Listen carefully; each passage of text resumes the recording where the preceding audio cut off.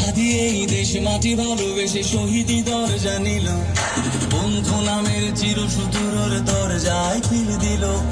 শেয়াল কুকুর ডাইনাসরকে চেনালো এই বীর হাদি, শত্রু কখনো বন্ধু হয় না, বন্ধু না অপরাধী।